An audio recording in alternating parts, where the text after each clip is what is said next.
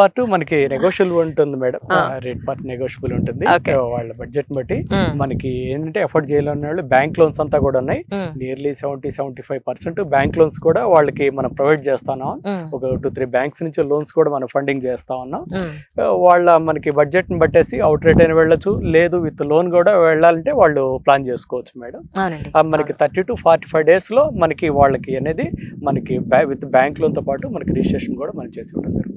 Bank లోన్లు మేము provide చేస్తున్నాం అని అన్నప్పుడే సో అక్కడంతా లీగల్ గా ఉంది, మనకు అన్ని పేపర్స్ పర్ఫెక్ట్ గా ఉన్నాయని అర్థం. టు బి ఫ్రాంక్, ఇది మీ పాయింట్ ఆఫ్ వ్యూలో మాట్లాడడం కాదు, నా పాయింట్ ఆఫ్ వ్యూలో కూడా నేను మాట్లాడుతున్నాను. అండ్ ఇంకొకటి ఏంటంటే మిగతా ప్లేసెస్ కన్నా కూడా ఇక్కడ అఫోర్డబుల్ ప్రైస్ గా నాకు అనిపించింది. ఎందుకంటే 165 గజాల నుంచి వాళ్ళు మొదలు పెట్టారు, అంటే మినిమం ఆ మాత్రం తీసుకోవచ్చు మీ దగ్గర. ఈజ్ ఇట్ రైట్ అండి? యాక్చువల్లీ అవును మేడం. 167 యాడ్స్ నుంచి అప్ టు వాళ్ళ బడ్జెట్ ప్రకారం 400-600 స్క్వేర్ యార్డ్స్ వరకు కూడా మన దగ్గర ప్లాట్ సైజెస్ ఉన్నాయి మేడం. కొంచెం కార్నర్ ప్లాట్స్ కొంచెం పెద్దవి అంతా చేయడం జరుగుతుంది.